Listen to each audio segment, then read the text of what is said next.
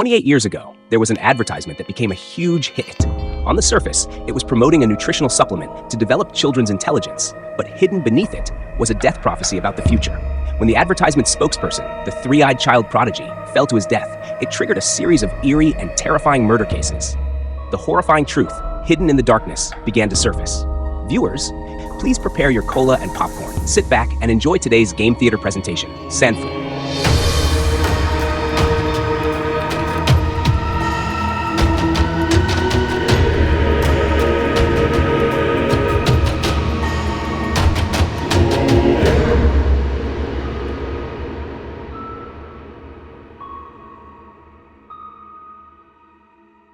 The story takes place during the Sanfu period in 2000, the Dog Days in English.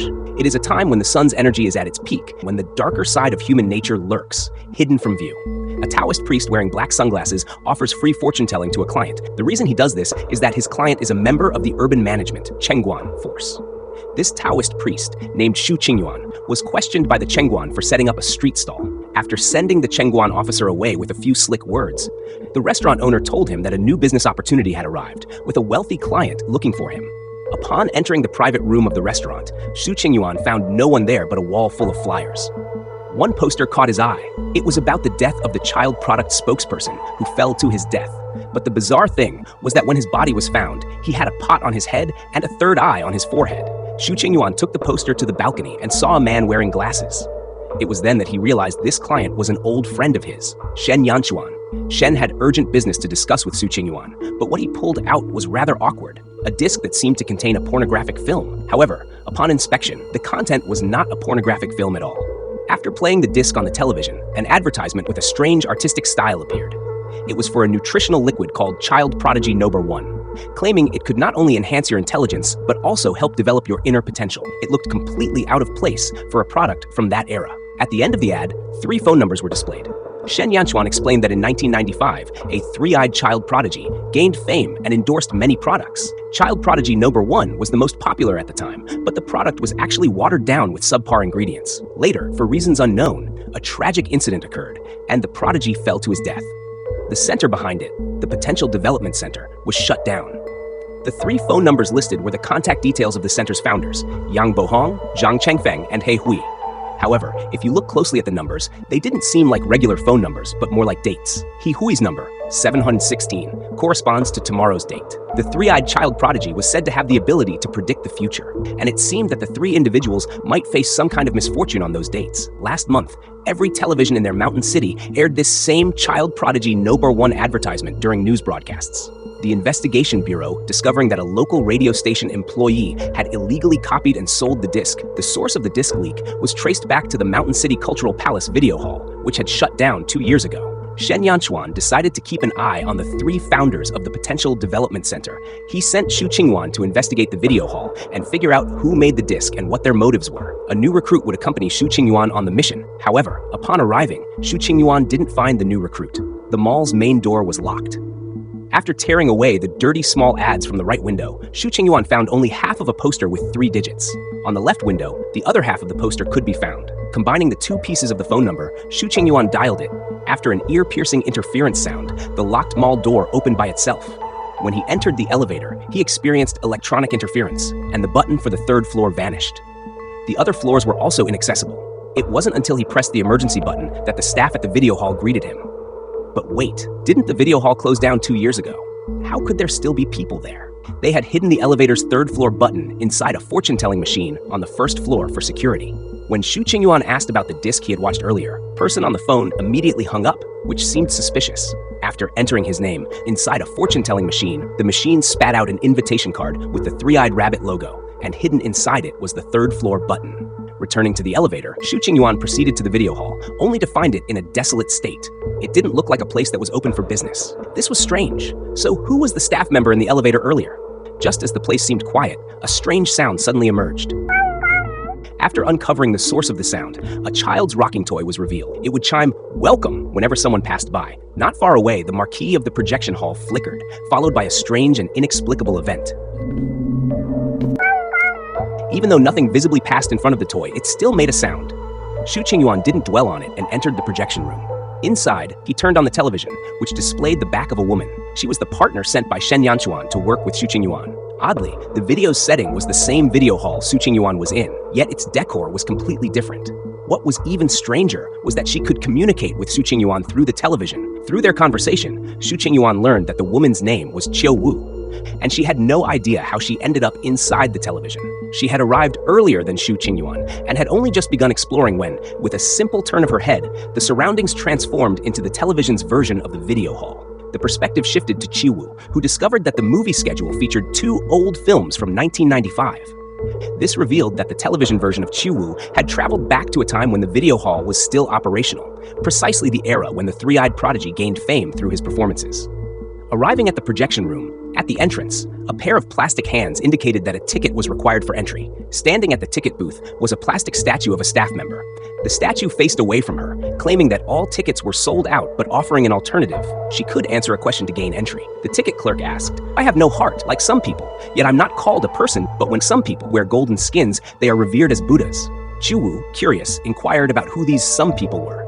The clerk explained that these superior beings would appear at night. When Qiu Wu couldn't provide an answer, the clerk didn't press her further. Instead, he gave her a ticket but asked for her help with a task, writing the name of a movie on the blackboard. However, when Qiu Wu tried to write on the board, she noticed that the chalk was manufactured in the year 2000, which didn't match her 1995 setting and made the chalk unusable. Meanwhile, Xingyuan, in his own timeline, wrote the movie title on the board using 1995 chalk. The words appeared in Qiu Wu's timeline, demonstrating a mysterious interaction between their 2 timeframes. After completing the ticket clerk's task, Qiu Wu received a ticket for the 3rd seat in the 1st row. The ticket checker allowed her to pass. Approaching the television, she found records detailing events that had occurred in the video hall. The footage showed 2 men and a child. One man, named Zhang Chengfeng, was scolding the child, while the other, named He Hui, was comforting her.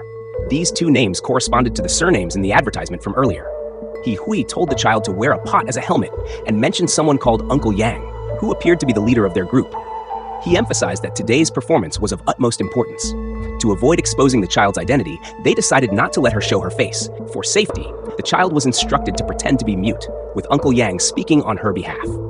The 3 brothers seemed to have pinned all their hopes of making money on this child. Xu Qingyuan and Qiu Wu deduced that an important figure would visit that night, someone critical to launching the fame of the Three-Eyed Prodigy.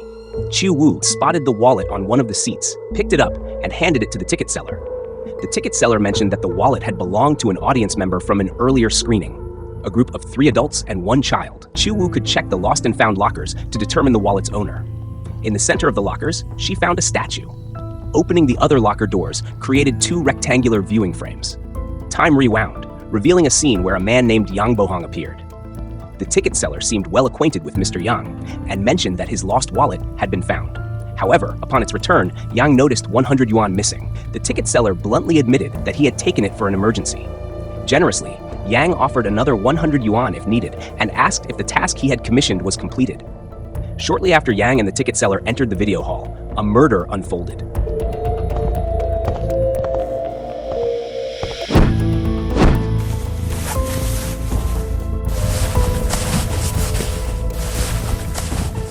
Yang killed the ticket seller and began disposing of the body, only to be witnessed by He Hui, one of the 3 brothers. He Hui, however, seemed unfazed, as though accustomed to such scenes. Yang explained that he had killed the ticket seller because the man had done numerous errands for him and knew too much. His greed for petty gains posed a risk to larger plans, and Yang felt he had no choice but to eliminate him. When Qiu Wu attempted to report the murder to Shen Yanchuan, Xu Qingyuan stopped her. He pointed out that the authenticity of these memories and after images remained questionable. Returning to the projection hall for the evening show, Qiu Wu found the hands at the door had changed, and the ticket-checking process was different. Shadows of severed fingers appeared at the ticket booth, requiring her to match the missing fingers to the slots labeled on the ticket to gain entry. Qiu Wu observed 3 individuals attending the evening performance: Secretary Su, General Manager Wang, and Manager Li. The secretary and the general manager were investors, while Li was the owner of the video hall. 2 figures suddenly appeared on the screen. It was Yang Bohong and the child practicing psychic powers, but their uncontrolled brainwaves disrupted the cinema. General Manager Wang, intrigued by the display of psychic abilities, expressed interest. Yang seized the opportunity to showcase his talents, but required Manager Li to fetch a soda bottle and cover it with a red cloth for the demonstration. The footage stopped at this point. At some point, a red cloth inexplicably appeared next to the television, along with a note revealing the location of the soda. While searching for the soda, Chu Wu found only empty bottles. In Xu Qingyuan's time, he found an expired bottle of Dafu soda hidden among several mannequins. As he prepared to return to the projection hall, at the entrance to the projection hall in this timeline, the eerie hands of the ticket checker also appeared, requiring a movie ticket for entry. Without a ticket, Xu Qingyuan came up with a plan. He told the ticket checker he asked for help writing a thank you letter, emphasizing the importance of the lost and found box. Chu Wu understood the hint and retrieved the soda, which, after being returned to 1995, was no longer expired. The soda was placed on the table in the projection hall, and the performance officially began. From the conversation between General Manager Wang and Mr. Yang, it was revealed that tonight's performance involved teleporting an object. The prodigy would transfer a mouse locked in a cage into a sealed soda bottle. To ensure authenticity, Wang and his companions were invited to randomly select a mouse. However, something went wrong during the performance. When the red cloth was removed, the soda bottle contained no mouse. Mr. Yang quickly apologized, explaining that the child was nervous and that the mouse had been teleported but ended up elsewhere, inside the wall behind the television. He suggested breaking open the wall to retrieve it. General Manager Wang, he had already figured out Mr. Yang's intentions. He agreed to give the child a chance to rise to fame. As he prepared to smash the wall with a hammer, the recording abruptly stopped. Chu Wu then lifted the red cloth behind the television.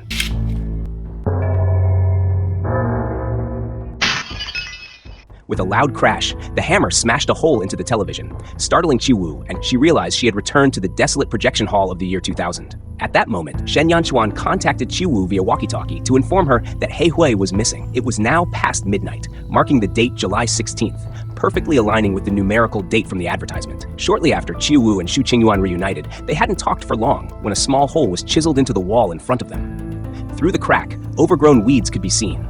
As they tore down the wall, what they uncovered sent chills down their spines.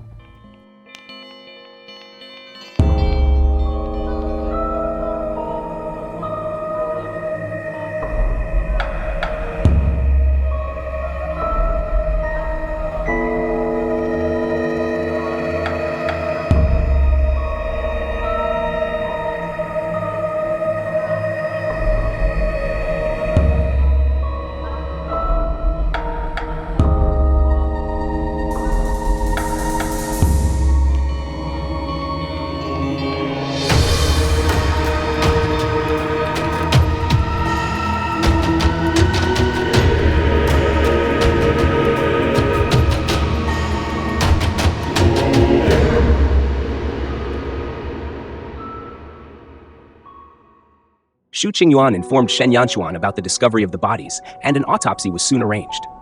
However, the forensic examiner turned out to be a young graduate named Ye Jingshan. As for the two bodies found in the wall, one had been dead for 3 days. Chu Wu identified this corpse as He Hui. Strangely, He Hui had sustained a blunt force injury to the head before death, but the blow wasn't fatal. It was highly likely that he had been sealed in the wall alive and suffocated. The other corpse had been dead for 5 or 6 years, with a shattered cheekbone that was clearly a fatal injury. Based on the moles on his face, the body was identified as the ticket clerk murdered by Mr. Yang in 1995. And the third severed arm turned out to be part of a mannequin, leaving only 2 actual bodies. Yi mentioned that Shen Yanchuan had instructed Xingyuan and Chu Wu to meet him at the Lotus Hotel after the investigation. However, when comparing the pager messages Su had received, they noticed something unusual. Shen's messages always included a signature, but 2 of the 3 messages lacked one. This discrepancy raised suspicion. On July 19th, Xu and Chu took a cable car to the Lotus Hotel. Using Chu's phone, they called the number, and Shen shared critical clues. Shen revealed that the Three-Eyed Prodigy had risen to fame after a 1995 performance, prompting General Manager Wang to invest in the potential development school. 2 years later, the school faced scrutiny from whistleblowers, leading Wang to host a meeting with them at the Lotus Hotel. Shen suspected that someone behind the scenes orchestrated everything, and that the meeting was crucial to uncovering their motives. With Hui already dead, Zhang Chengfeng was likely next. Before they could reach the hotel, the cable car experienced a bizarre incident. A fish tank filled with red liquid mysteriously appeared, and in the blink of an eye, Chu Wu vanished. Fortunately, Xu still had her phone and could contact Shen. Upon arriving at the hotel, Chu called Xu, saying she had inexplicably found herself on a train. Meanwhile, Chu Wu was confused by the scene before her. Inside the train car, telephones were overgrown with strange plants. Someone was calling Xu from a phone number matching her own. If she wasn't on the call, then who was speaking to Xu? Following the phone cord, she discovered a lotus pond. To her surprise, through the lotus pods, she managed to communicate with Sue. Even more shockingly, Shu described the same lotus pond in front of her and guided her to retrieve a film negative hidden among the lotus root-shaped arms. To ensure their identities, Shu suggested they exchange secret signals to confirm they were not imposters. While on the train, Chu encountered Yang Bohong and witnessed a memory from the past. In the memory, Yang, Heihui, and Zhang Chengfeng were developing film in a darkroom to promote their potential development school. Heihui and Zhang were concerned about keeping a low profile, fearing retaliation from whistleblowers. Meanwhile, in the Lotus Hotel, Shu stumbled upon the same darkroom where the trio had once developed film. Suddenly, the darkroom lights illuminated, revealing red liquid from the fish tank spilling into a drawer. Inside, the drawer was stuffed with film rolls. Examining the negatives from that fateful dinner meeting, Shu was shocked to discover Chu Wu among the attendees. It turned out that Chu Wu had just transitioned from the train scene to the hotel. Using the hotel's telephone, she contacted Shu Qingyuan. Surprisingly, Sue failed to recall the prearranged code phrase, which only strengthened Chu Wu's trust in him. She deduced that Shu's personality made it unlikely for him to suggest using a code phrase in the first place. This indicated that the Shu she had spoken to earlier on the phone was an imposter. Shu used the existing film negatives to piece together an image, allowing Chu to view the dinner scene from the past. At the table, besides Yang Bohong, Secretary Su, and General Manager Wang, there was also a pair of whistleblowers, the Tang siblings. The elder brother, Tang Lei, was an imposing figure with sunglasses and a tailored suit. The younger sister, Tang Yu, a university law student about to enter her senior year, exuded an air of academic excellence. During a break, when the two women went to the restroom, they engaged in a candid conversation. Secretary Su revealed that he had already investigated the Tang siblings. Their mother had died after following the advice of a so-called psychic master, which delayed her medical treatment. This tragedy led the siblings to become dedicated whistleblowers. Tang Yu, in turn, shared her knowledge about Secretary Su. Su's father had co-founded Shenkei Corporation with Wang, but due to a disagreement over business strategies, more than a decade ago, Su's parents died in a car accident. Wang subsequently took control of the company. Rumors suggested that Wang had orchestrated the accident, which Tang Yu used to try to drive a wedge between Wang and Secretary Su. Su, driven by a desire to honor his father's legacy, opposed taking the company down unethical paths. However, he admitted that the intricate web of interests tied to the company made change nearly impossible. Before parting, Su left Tang Yu his personal contact information, saying they could stay in touch. Meanwhile, Tang Lei was invited by Wang to become a consultant for the potential development school. Tempted by the financial offer, Tang Lei did not reject the proposal outright. While Yang Bohong was in the restroom, Heihui and Zhang Chengfeng, who had been eavesdropping on the conversation, appeared. They dismissed the Tang siblings as lacking real abilities. Zhang, however, seemed troubled, mentioning a recurring nightmare about the lotus pond that filled him with dread. Yang dismissed their fears and sent them away before Wang arrived.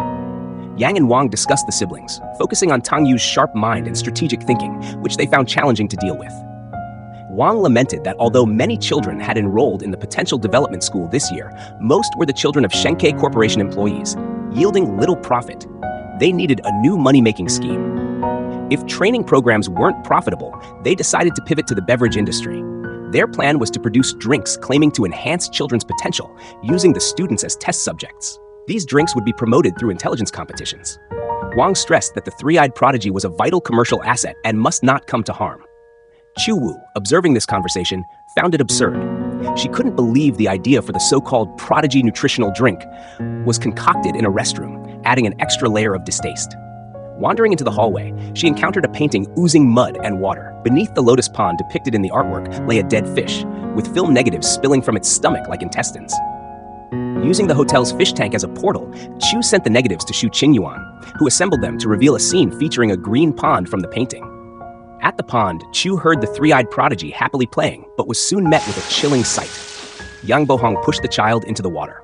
It turned out the original Three-Eyed Prodigy had died in the lotus pond long ago. The child had sneaked out of the school, and Yang feared her public appearance would become a liability. Zhang Chengfeng protested, arguing that even if the child spoke about the school, no one would believe her. Yang dismissed Zhang's sentiment, attributing it to Zhang's softer nature due to having a wife and children. Yang forced Zhang to finish the job with a stone, stating that if Zhang couldn't handle such tasks, he couldn't be considered a true brother.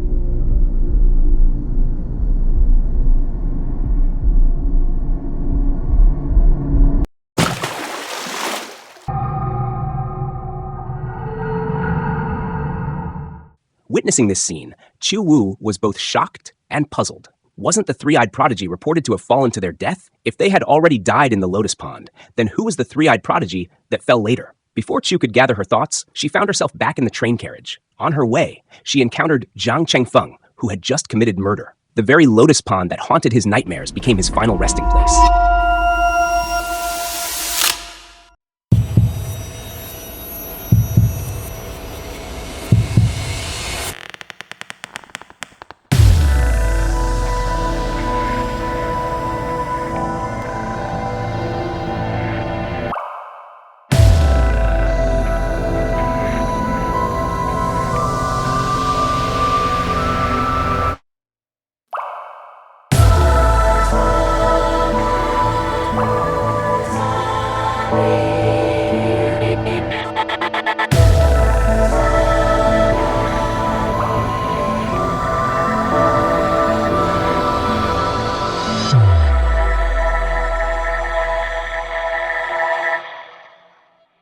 Zhang Chengfeng's corpse was discovered. Chu Wu and Xu Qingyuan regrouped, and Ye Jingshan was called in to examine the body.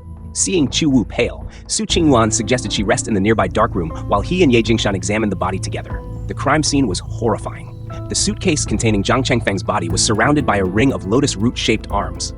The victim had been dead for 5 or 6 days, coinciding with the death of his other brother, He Hui. The two had clearly died on the same day. The red liquid around the body wasn't blood, but photo development fixer.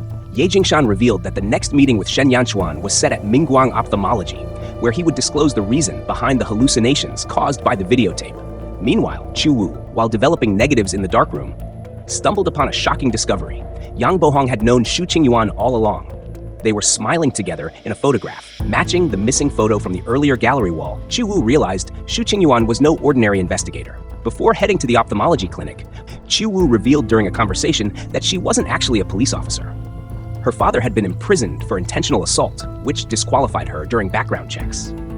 Shen Yanchuan had given her this investigation opportunity, and she was determined to make a mark. At the clinic, Shen Yanchuan examined their eyes and found that the surface of their irises contained petal-like patterns, including his own. These patterns were related to the material of the videotape, which had small, deliberate indentations. When the tape was found, it was already covered in cicada flower spores. Playing the tape through a device created visual distortions that physically altered the viewer's sensory structure, imprinting lotus-like petal patterns on the irises. Similar to the principle of floaters, these patterns triggered hallucinatory phenomena. The severity of the patterns differed among the three based on how many times they had watched the tape. Chu Wu's eyes had the most petals, indicating she had watched it the most, explaining her heightened susceptibility to hallucinations and differing experiences in various scenes. Before leaving the clinic, Chu Wu mentioned the photo of Yang Bohong and Xu Qingyuan. Xu denied it outright, but his nervous sweating betrayed him. Shen Yanchuan abruptly intervened, stating that this was classified information from the investigation bureau and that newcomers didn't need to know. He instructed Chu Wu to go home and wait for further action. Clearly, Shen Yanchuan was handling this case with greater caution. He felt that Chu Wu's eagerness to prove herself made her reckless, so he instructed Xu Qingyuan to keep a closer eye on her. Before leaving, Xu Qingyuan secretly borrowed something from Shen Yanchuan, acting very mysteriously. Not long after Chu Wu returned home, she heard someone knocking on her door. Looking through the peephole, she was startled to see the Lotus Pond painting from the hotel. Suddenly, her television turned on, showing footage of her bathroom. When she went to check, an unbelievable sight appeared before her. The fish tank was surrounded by lotus flowers, and something faintly visible floated in the red fixing liquid. Reaching in, she pulled out the rock Zhang Chengfeng had used to kill the Three-Eyed Prodigy. In the blink of an eye, the vision faded. What she was actually holding was her black cat. Strange events continued. Someone slipped a flyer under her door, spreading paranoia and warning against using the on-demand movie channel on television, claiming it allowed surveillance. Chu Wu dismissed it as nonsense and located the on-demand channel. However, one switched directly to Tang Yu's home, where she was spending time with Secretary Su. Their conversation revealed that Secretary Su was intentionally leaking information about General Manager Wang's network to the Tang siblings. Clearly, Secretary Su was preparing to vie for power within Shenkei Corporation. Tang Yu and Secretary Su had grown quite close, often dining together like best friends. Another film revealed the Tang siblings' modest family background. Tang Lei, the brother, worried his sister might fall under the influence of wealthy people. Meanwhile, Secretary Su's demeanor shifted between work and leisure, serious in the office, but playful and youthful in private. Meanwhile, Li Jingli, the manager of the video hall, maintained a close relationship with General Manager Wang. The two often shared secrets. Li once saw Secretary Su and Tang Yu dining together at a fast food restaurant, laughing and chatting. However, Wang paid little attention to such details, remaining focused on the production and collaboration of the Prodigy nutrient drink. He assigned Secretary Su to handle matters and invited partners to a performance by the school's prodigies to build trust. At Yang Bohong's managed school, 3 mischievous children secretly watched restricted programs and smoked cigarettes while the adults were away. The school was under strict lockdown, but the clever children discovered a hidden passage behind a Buddha statue. When Yang Bohong returned from a trip and reported to General Manager Wang, he mentioned meeting Master Su, none other than Su Qingyuan. They had collaborated on a new deceptive scheme. That evening, Wang and Yang made a surprise inspection of the school, catching the 3 children red-handed and harshly scolding them. Later, Wang heard rumors that a child from the school had gone missing, supposedly the Three-Eyed Prodigy. Unconcerned, he instructed Yang to replace the missing prodigy with another student, as no one really knew what the original prodigy looked like. The next week's performance needed to go perfectly. After Wang left, Yang praised the children for their cleverness, but rewarded them with a cup of water containing cigarette butts. Despite their apologies, Yang seemed possessed, subjecting them to further abuse. Back at her apartment, Chu-Wu noticed her black cat had run out into the fog-filled hallway. She followed the cat and unknowingly arrived at a Buddha statue. The secret passage mentioned by the children was hidden there. As she prepared to enter, someone grabbed her. It was Su Qingyuan, who had come to check on her. When Chu questioned his identity, Shu revealed the truth. He was part of the Mingjing platform, operation by the Investigation Bureau. Many colleagues, including himself, had gone undercover in various special ability groups to expose fraud. Shu had infiltrated a fake pharmaceutical gang, where his skills earned him the title of Master. This led to his connection with Yang Bohong. After the operation ended, Shu's success in dismantling multiple gangs prompted the Bureau to create his fake Taoist cover to ensure his safety. After clearing up their misunderstandings, Shu and Chu entered the secret passage and discovered footage of the school's past performances. During one rehearsal, Wang was dissatisfied with the host and replaced them with Secretary Su. Meanwhile, in the audience, Li Jingli and Yang Bohong discussed a shocking secret. Wang's control of Shenkei Corporation wasn't just about money, but about connections to powerful figures. Li and Yang had been assigned to support Wang not for profit, but to secure their own survival. They revealed that the higher-ups would erase their past crimes if they succeeded in toppling Wang.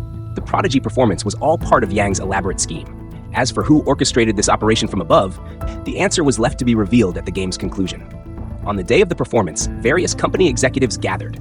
Secretary Su found a substitute prodigy and used other special tricks to plant a mole in the audience, Tang Yu. It turned out the sugar duo had conspired during one of their fast food outings to sabotage the performance. If the prodigy's display of abilities failed, Tang Yu could expose the trickery, ruining Wang's crooked business for good. But what no one expected was the twist in the final act. Secretary Su orchestrated an Inception-like double-cross. The prodigy's performance concluded flawlessly, and Tang Yu's attempt to expose the fraud failed. It was then that she realized she had been deceived. Secretary Su approached her, attempting to mend their relationship, revealing that her assistance in the expo had been orchestrated by General Manager Wang all along. Wang had known about the secrets between Secretary Su and Tang Yu from the start. The expose was a setup to humiliate Tang Yu during the event. If Tang Yu failed to debunk the scam, Wang planned to announce on the spot that he would transfer all control of Shenkei Corporation to Secretary Su. Upon learning the truth, Tang Yu was utterly disillusioned. Secretary Su admitted she couldn't pass up this opportunity. Her goal was to safeguard her father's legacy and ensure it wouldn't be tarnished by her uncle, Wang. To secure the handover, Secretary Su was even prepared to reveal the true identity of the Three-Eyed Prodigy, a powerful bargaining chip that conferred control over the entire scam. However, an unexpected incident disrupted the performance. Another Three-Eyed Prodigy fell from a tall building and died on the spot. This chaos was part of Yang Bohong's calculated scheme. On the day of the performance, Yang had enlisted his brother, He Hui, to disguise a child as the prodigy, outfitting them with a fake eye on a metal pot helmet. They staged a suicide by throwing the child off the roof, creating confusion to ensure Yang and his associates could escape unscathed. The scandal sent Wang into a frenzy, shattering both his and Secretary Su's plans. Tang Yu expressed her disgust at using children for such fraudulent activities. She believed that genuine efforts would be more successful than deceitful schemes. Even if the Prodigy Nutrient Drink and Shenkei Corporation fell apart, Tang Yu was confident Secretary Su's talent could ensure her success elsewhere. Tang Yu's final act for Secretary Su was to escort the replacement prodigy, a young girl named Xiaoyun, back home. Ironically, Xiaoyun wasn't even close to being a three-eyed prodigy. In fact, she was completely blind. Xiaoyun was an innocent and obedient child. As Tang Yu and Xiaoyun got into a taxi, they were horrified to discover the driver was Jiang Chengfeng. The two were kidnapped and taken to a remote location. The three villains had no intention of sparing Tang Yu. Her intellect and stubbornness made her a liability. If she continued her exposés, the consequences for their operation would be dire. Meanwhile, Xiaoyun was deemed invaluable and would be kept for future exploitation. In a moment of desperation, Tang Yu devised a plan. She pretended to cooperate and asked to borrow Jiang Chengfeng's phone to call Xiaoyun's parents and assure them of her safety.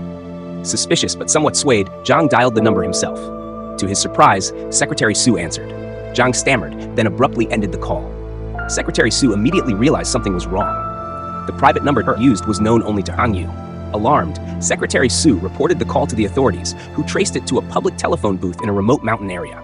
Having witnessed these past events, Xu Wu and Xu Qingyuan realized that the fate of Tang Yu and Xiaoyun looked grim. Returning to the present day, Shenkei Corporation had collapsed, but Yang Bohong, undeterred, established a new school under the guise of youth brain development, continuing to exploit supposed supernatural abilities.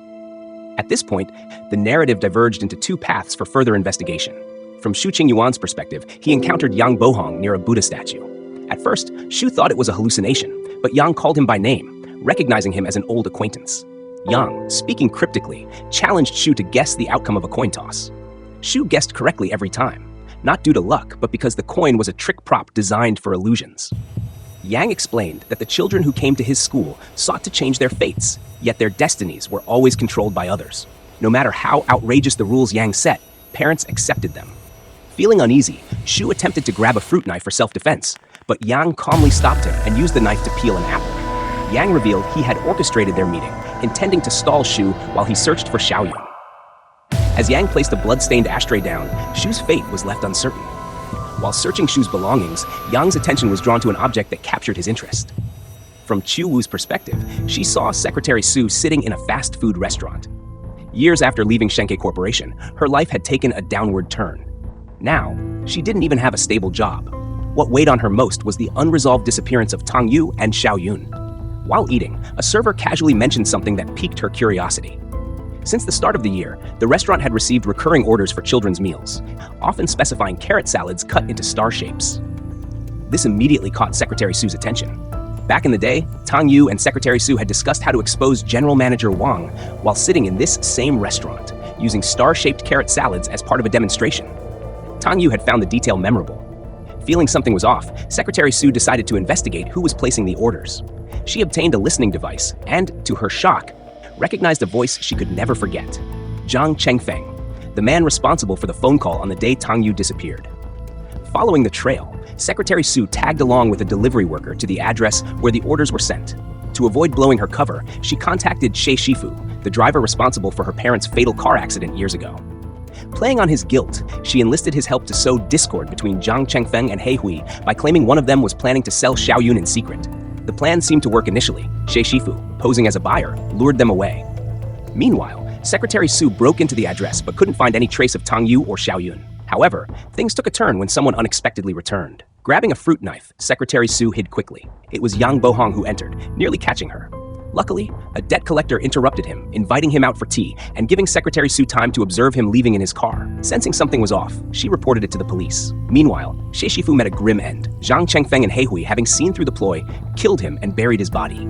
As for Tang Yu and Xiaoyun, only Yang Bohong knew their whereabouts. He Hui, growing weary of being a pawn for Yang Bohong, began to think of claiming Xiaoyun for himself. Since Yang Bohong valued the girl so highly, He Hui believed she could be his ticket to endless riches. However, his greed pushed him too far. Just as He Hui was preparing to kill Jiang Chengfeng to take control, Yang Bohong arrived and struck He Hui down with a shovel. He Hui's betrayal wasn't the only reason for his demise. He had secretly shared incriminating information about their crimes with manager Li.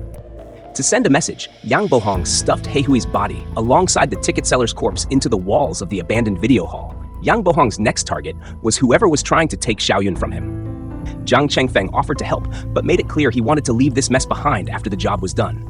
Yang Bohong, however, knew better. Jiang Chengfeng had a family, making him a liability and a potential traitor.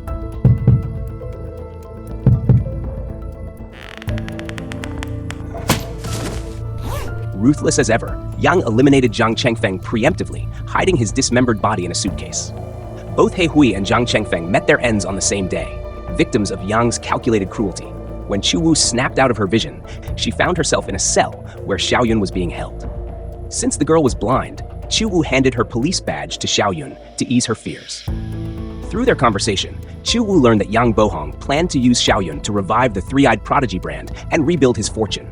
Xiaoyun's intelligence and obedience made her the perfect candidate. Xiaoyun revealed that Secretary Su had treated her like a daughter, often bringing her to eat star-shaped carrot salads. When Xiaoyun and Tang Yu were kidnapped, Xiaoyun had hoped that consistently ordering the salad would leave clues for Secretary Su to find her. Unfortunately, Tang Yu had been taken elsewhere, and her fate remained unknown. As Chu-Woo led Xiaoyun out of the cell, they crossed a wooden bridge. Xiaoyun slipped and nearly fell, but a hand reached out just in time to save her. Their savior was none other than Yang Bohong himself. Yang even thanked Chu-Woo for rescuing Xiaoyun. Meanwhile, Shu Qingyun, who had not died, had been locked in Yang Bohong's car trunk after being knocked out with an ashtray. Using some tools, Shu managed to escape. After reuniting, Chu-Woo explained how she had survived thanks to Yang Bohong's lack of recognition. She revealed that Yang had driven her and Xiaoyun to the school, where they were now upstairs, lying in wait. Meanwhile, upstairs, Yang Bohong suspected Secretary Su was behind the rescue attempt. Preparing to visit her in person, he reflected on his dark past while speaking to Xiaoyun. Years ago, Yang Bohong and his two brothers toured villages performing tricks, claiming to recruit children as apprentices while engaging in human trafficking. They targeted a girl they thought could fetch a good price, but her parents discovered them and gave chase. Yang fled into an abandoned temple with the child, hiding behind a statue of Buddha. Terrified she might cry out and expose them, Yang silenced her by covering her mouth, unintentionally suffocating her. Now, seeing Xiaoyun, Yang couldn't help but marvel at how closely she resembled the girl from his past. Fate, he thought, worked in mysterious ways. After helping Xiaoyun put on her shoes, Yang heard a noise near the window. When he went to check, Su Qingyuan slipped into the room unnoticed. During their confrontation, Shu, biding his time, grabbed a television remote as an improvised weapon, a move that amused Yang. Did the ashtray mess up your brain? What good is that supposed to do? Yang laughed. But when Shu pressed the remote's play button, time seemed to rewind, replaying the scene of Yang attacking Shu earlier. At that moment, Yang had been searching Shu's bag when a yellow disc caught his eye. Thinking it was some kind of entertainment, Yang relaxed on the sofa and played it on the DVD player. Instead of entertainment, the disc contained an ad for the Three-Eyed Prodigy nutritional supplement. Disappointed, Yang didn't realize that watching the disc had triggered hallucinations. This disc, borrowed by Su Qingyuan from Shen Yanchuan during their visit to the eye clinic, was no ordinary recording. Shu had disclosed to Chu-Woo before confronting Yang that he planned to watch the disc multiple times to test a theory. If watching it repeatedly could synchronize his hallucinations with Chu-Woo's, ensuring he could protect her. Shu and Chu-Woo had coordinated their plan to take down Yang Bohong. First, Chu-Woo would create a diversion, drawing Yang's attention, while Shu sneaked into the office to retrieve the remote. At that moment, the DVD player in Yang's office still contained the hallucinogenic disc. All Shu needed to do was ensure Yang watched it again, plunging him deeper into a fabricated reality.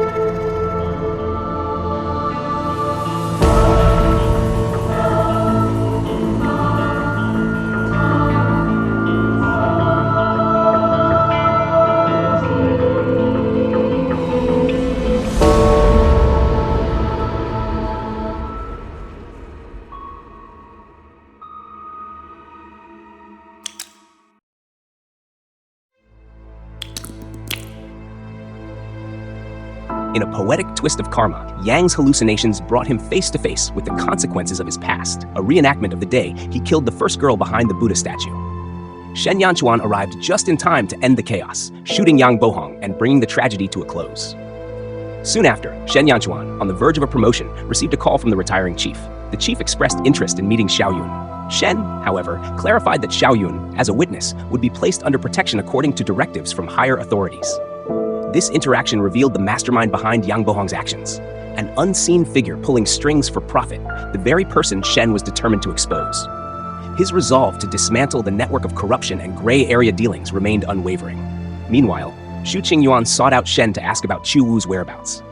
Shen delivered the devastating news. Chu-Woo had already sacrificed her life. During the confrontation to rescue Xiaoyun, Yang Bohong had immediately recognized her as a threat and pushed her to her death. By the time they discovered her body, it was too late. She had fallen dozens of meters, her lifeless form frozen in blood on the cold ground. The Chu-Wu that Shu had seen escaping earlier was nothing more than a hallucination brought on by the disc. The reality of her death struck Shu like a cruel blow, leaving him shattered. Secretary Su arrived at the hospital, but didn't meet Xiaoyun face to face. She stood outside the door, overwhelmed with emotion and unsure how to explain everything to the child.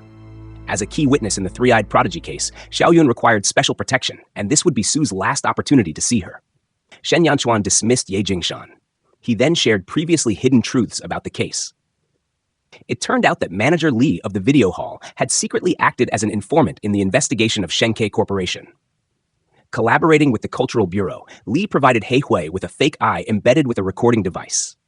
Before the child was pushed from the building, He Hui had let her choose which eye to wear, and she unknowingly selected the one equipped to record evidence. This device captured everything, sealing the fate of those involved and giving He Hui a motive to betray his brothers. When the fake Three-Eyed Prodigy fell to her death, the recording eye had already gathered incriminating evidence. However, in the chaos that followed, the eye disappeared. To cover up the loss, manager Li handed Yang Bohong a fake replacement. The deception left Li living in constant fear, especially of the retired police chief, who coveted the real evidence. The chief, now out of active service, sought to use the eye's contents to solidify his influence in the local area, even after retirement. The mysterious hijacking of the television signal to broadcast the Prodigy's ad had been orchestrated by a Cultural Bureau insider to draw attention to the case. This move bypassed local authorities, giving Shen Yanchuan a chance to take on the investigation. As a newly promoted deputy chief, Shen lacked trusted allies and had to rely on rookies or personal connections to assist with the case. One lingering mystery remained. Where did the cicada fungus spores on the disc come from? When the disc spun during playback, it drew everyone who watched into a cycle of karmic retribution. Shen also revealed that Chu-Wu was not a formal investigator. Her father's criminal record had barred her from becoming a police officer despite graduating from the academy. Shen had found her working as a server in a hot pot restaurant. After explaining his identity and the case details, Chu-Wu saw this as her chance to make a difference and eagerly volunteered to help. Now, one crucial question remained. Xiaoyun claimed to know where the missing eye was, but insisted on revealing it only to Shu Qingyuan. When Shu met her, Xiaoyun finally disclosed the truth. During the staged performance that ended in the tragic fall, she had inadvertently touched the fake Prodigy's fallen eye. After being kidnapped, her sister, Tang Yu, was taken to an unknown location and vanished, leaving Xiaoyun to endure her ordeal in silence. For 2 long years, she kept her eyes closed, until she felt the warmth of a hand passing hers. That hand belonged to Chu-Wu, whom she affectionately called Sister Chu. Xiaoyun couldn't cry, for the eye with incriminating evidence had been placed in her socket. Her prosthetic eye, initially given by Secretary Su, had been swapped for the evidence-laden one to keep it hidden from Yang Bohong. Before Tang Yu was taken away, she had warned Xiaoyun never to open her eyes or shed tears until she was rescued and could hand the evidence to someone trustworthy. After retrieving the eye from Xiaoyun, Shu handed it over to Shen Yanchuan and officially parted ways with the investigation bureau. To celebrate, he took Xiaoyun to his favorite noodle shop. As they chatted, Xiaoyun mentioned a touching detail about Chu-Wu. During her rescue, Chu-Wu had given her a police badge as a gesture of comfort. Shu inspected the badge. It was a cheap fake from a tourist shop in Chichiko. Yet, Chu-Wu's dedication and spirit were unmistakable. She was a true police officer at heart.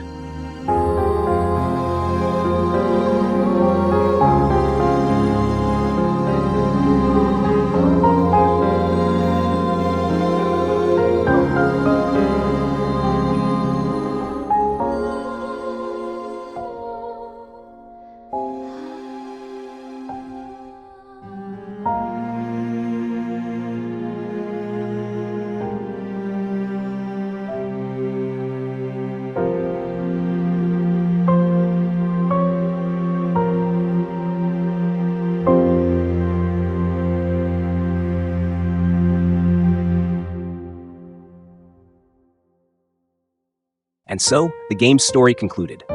What are your thoughts after experiencing it? The characters were deeply developed, with intricate and interwoven details. The suspense carried moments of warmth, and the narrative flowed effortlessly. The beautifully crafted scenes, paired with an evocative soundtrack, created a breathtaking and unforgettable experience. To present the full story in one sitting, I poured a lot of effort into crafting this video. There may be areas where the explanation could have been more polished, and I appreciate your understanding. If you've made it this far, why not leave a like and subscribe to my channel? Your support means the world to me and inspires me to create even more content.